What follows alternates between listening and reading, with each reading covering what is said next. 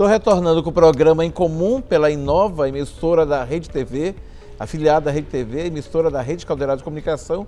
E eu estou aqui com o Miguel Mourão. O Miguel Mourão e eu temos muitas histórias nos bastidores da imprensa, na imprensa local. Uma amizade há mais de 30 anos, Mourão. Eu tenho 34 de jornalismo, nós nos conhecemos 40. uns 40 anos, né? E nós vamos falar sobre várias coisas que acontecem na cidade de Manaus, várias coisas que a gente acha erradas, enfim.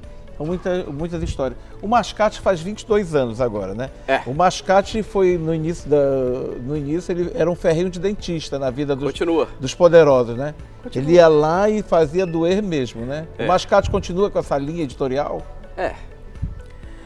Obrigado pelo convite. E sinta-se em casa, afinal de contas, dos caldeirados... Presta atenção. Os caldeirados... São duas casas. A universidade é onde eu estudei e sou o que sou graças a Humberto Calderaro Filho. Aprendi tudo de jornalismo com o seu Calderaro, mídia impressa e mídia televisiva também. Calderaro não viveu...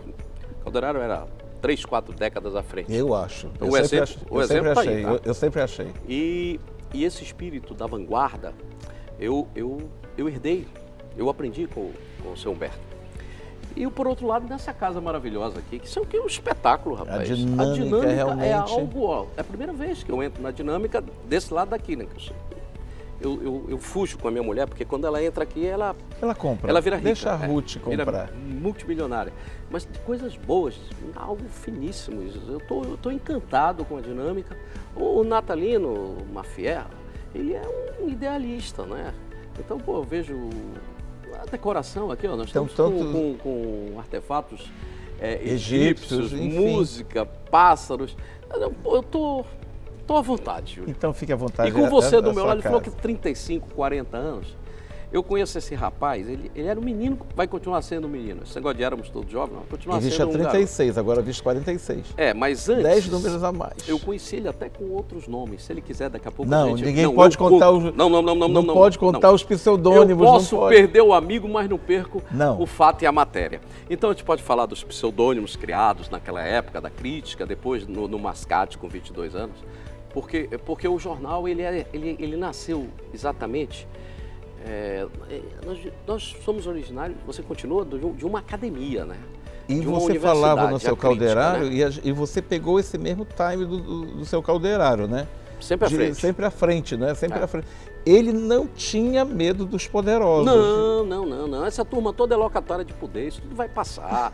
Ou passa pela idade, pela velhice, pela caduquice, ou passa também pela incompetência gerencial, incompetência de propostas gerenciais que acabaram com o nosso Estado, acabaram com a nossa sociedade, com a nossa cidade, né?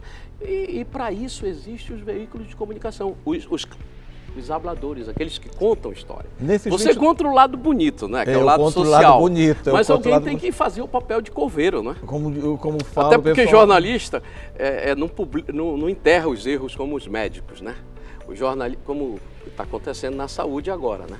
Eu fico doirando a pílula, a pílula para o jornalista, ele publica os erros. O Mascate continua nessa linha editorial desde que ele foi lançado? Não, o Mascate, ele está mais light, como é que ele está atualmente? Estamos em agosto, né? O mês da morte de Raul Seixas, da metamorfose ambulante. Getúlio Vargas, enfim. Isso tudo faz parte da nossa proposta editorial. Você me conheceu, a gente trabalhou junto, fazendo jornal para... População. Povão mesmo. Calderaro era povão. Isso aí, tanto que o slogan de mãos dadas com o povo, né? E eu fiquei com isso. Eu faço jornal, faço comunicação para as categorias menos favorecidas da sociedade. A linguagem é mais acessível, né, Agora, eu tenho que me comunicar com o público. Eu não posso usar, uma linguagem acadêmica, porque não é o nosso público. O Mascate é o povão, então aquela tribo lá de garotos, de meninos que militam conosco, eles falam com os diversos públicos, daí a audiência. Agora, tivemos que evoluir, tivemos que fazer a metamorfose, sair do impresso, não saímos. Eu vou morrer fazendo jornal impresso. É o telegrama. Tu sabias que até hoje eu tenho essa mesma ideia que eu vou morrer fazendo jornal impresso? Passamos para o digital. né? Aquele viés de televisão que eu trouxe de povão para vender o jornal, porque eu fui para televisão para vender o jornal, porque ninguém vendia o meu jornal. Então, eu vou botar a cara, vendo eu. E aí fui para TV. Hoje temos uma estação de TV na NET, mas já temos programas também religiosos, programa infantil, voltado para novos públicos. Porque os públicos antigos estão morrendo. Júlio, em 10 anos, o Google acabou, liquidou com as enciclopédias. Você lembra da Britânica? Da Barça. Barça. Os vendedores da Barça eram tão respeitados, tão bem remunerados na época e era difícil vender uma Barça, né? Qualquer menino vai no Google. O MP3, mas liquidou com a indústria fonográfica. Não é? O Booking acabou com essa história de reserva de hotel. E agora o Airbnb está acabando com os hotéis também. É verdade. Então, a gente tem que essas seguir essa mudança. As redes sociais, olha, liquidaram com tudo. Porque o jornalismo... Como é que você vê os blogueiros digital, hoje? Mas a essência... Alguns são muito sem responsabilidade. Da democracia na informação. De uma hora para outra, nós tínhamos como referência você que é o number one. Você que está dizendo isso. Você sempre será o número 1. Nós tínhamos o saudoso Alex, o Jandira, né, que o Mascate tratava o nosso saudoso, querido Alex Danerias como Jandira. Nós tínhamos aquele pessoal que César Seixas já foram morrendo. Né? O Gil, e aí, que foi um colunista muito Gilberto, respeitado. Alexandre Barbosa, a nossa Giloca lá da redação. Eu tenho essa mania gostosa de apelidar, né, os colegas. E aí, essa renovação veio de uma forma... vulcânica. Todo mundo passou a ser colunista social. É verdade. Todo mundo, qualquer mas socialite tira selfie. Né? Mas exagero, né? E é penalizado. É uma exposição desnecessária, né? Primeiro, não entende do recado. Não sabem fazer fotos, não sabem contar histórias, não estudaram jornalismo. Então, os bons, eu acho até sempre hoje, vão prevalecer. Eu acho até hoje essa história do diploma do jornalista ser muito importante, porque não adianta você querer ser colunista, querer ser jornalista, sem ter a técnica, né? Sem ter a base. A base teórica, é importante, né? Que o sindicato então, de jornalista... Então, de uma hora para outra, todo mundo virou blogueiro, todo mundo virou jornalista. Mas isso, gente, o tempo vai mostrar. É como a água, tá? Vão morrer por inanição. Como é que você vê a pessoa que você que acompanha sempre nas mídias sociais, que publica uma foto atrás da outra, se expondo a todo momento? Desespero. Desespero? Desespero de causa. Desespero de causa que tem... Antigamente, que eu falo assim, 20 anos atrás... Tinha os papagaios de pirata, né? Que não podiam ver. O Macro sabe disso, o Macro Belém. Quando ia prepara a máquina, ele corria para trás. Hoje acabou, hoje está todo mundo tirando foto de tudo que é lugar e postando, mas aí... desespero? Tem a saturação. E se você quer algo mais apurado, o leitor, ele gosta de coisas boas. Mesmo na chacota, na sátira, né? Ele quer ver coisas bacanas. Aí ele vai e procura o blog certo, né? Ele procura a pessoa mais bem informada e os outros morrem na agressão, porque depois ninguém lê, ninguém vê, ninguém paga. Existem pessoas que têm saturadas, elas ficam saturadas pela quantidade de selfies diárias, né? Sim. Diárias, né? Sim, que não, alguns políticos padecem disso. Né? Eu estou aqui com o Mourão, aí tira a selfie. Eu acho, na minha opinião, que a pessoa fica vulgarizada. Farinha de feira. Ninguém quer mais, tá jogado ali no chão. Tá. Não pode ver Não pode ver uma matéria que ele corre pro lado do presidente da República e diz que é o cara. Não é assim, gente. O fato, ele existe... independente das nossas vontades. Quem percebe se é bom ou se não é, o que vai sair, são os contadores de história, que o Garcia e Loza falavam, são os habladores, tem que falar com a tribo.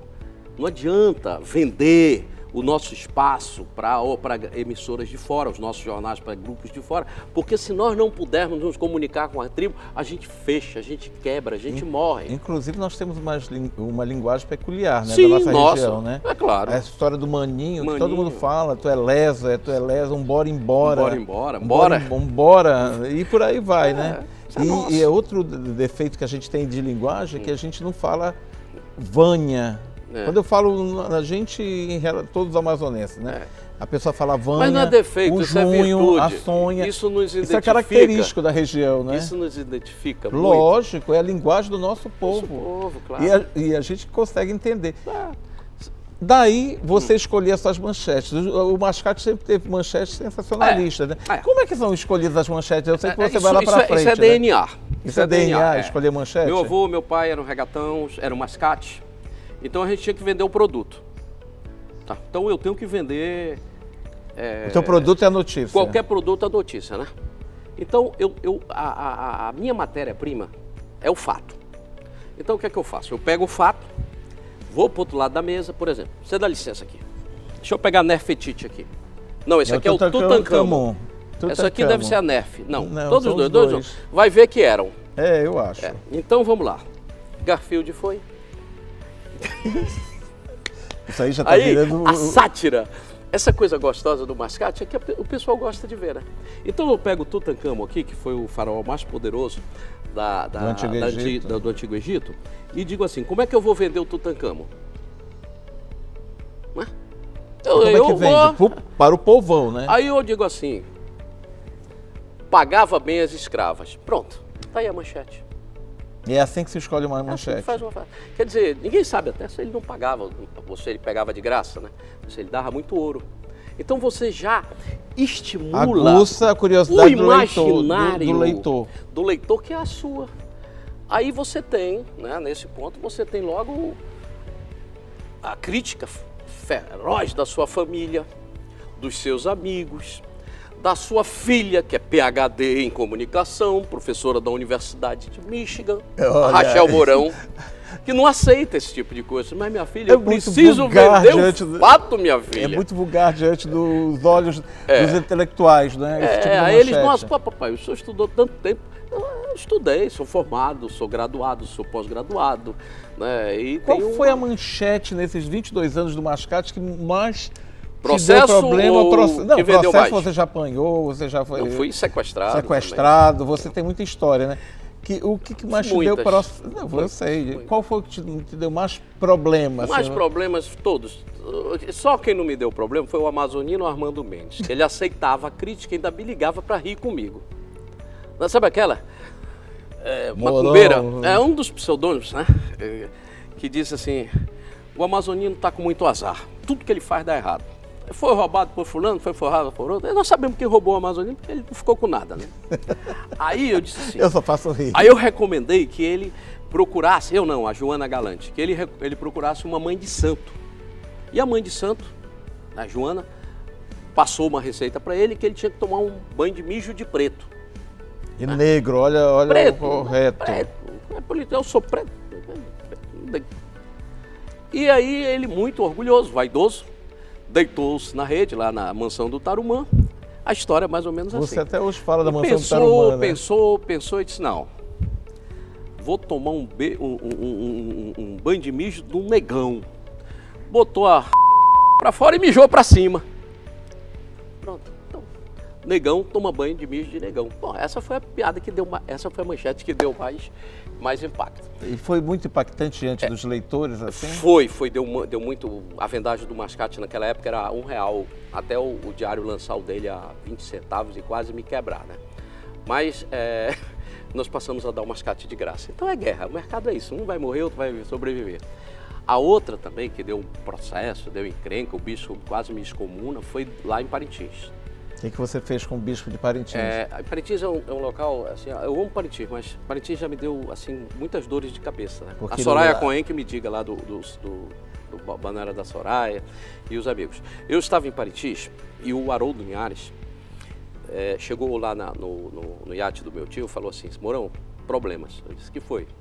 Problemas, me ajude. O que foi? Eu peguei a promoção aí do Rêmulo. Aí eu perguntei, Haroldo, o que aconteceu lá?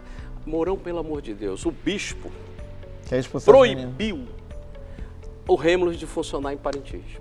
Porra. E o que é que eu tenho a ver aqui? Não, elas querem que tu faça mais matéria. Aí apontou, elas estão ali fora. Aí tinha 2 picapes até o tucupi de gatinha. Aí, Júlio, eu fui lá falar com elas. O que é que aconteceu? O padre, o bispo proibiu funcionar o Rêmulo lá em Parintins. Aí o dono do Rêmulo estava agoniado, falei, rapaz, Faz um desfile com essas meninas, rapaz, agora. Amanhã nós vamos fazer um desfile. Vem me buscar aqui no bar que eu vou contigo. De manhã as meninas chegaram nas 3 picapes, já lotadas, Júlio. Aí nós fomos com as meninas, sabe o que elas fizeram? Na rua Amazonas, ali onde passa? Topless. Aí a manchetaça do mascate, carreata de sacode a Ilha do Boi. Mourão, prazer sempre te encontrar aqui. Eu sei que você... Não dá pra contar, né? Não, tem muita coisa que não dá pra contar. E é coisa imoral, não é pra esse programa. O nosso horário não é pra essas coisas todas. Olha, esse cara aqui, junto comigo, 30, 35 anos, a gente sempre checa notícias. Né? É isso importante, né? Checar a veracidade do fato. É verdade? É verdade? Aí eu criei um pseudônimo e entreguei para uma pessoa fazer, mas ela não era assim carregada de boas notícias, né? Aí eu dizia assim, checa com Júlio, checa com Júlio, para saber se era verdade, né? Aí ali me deram processos.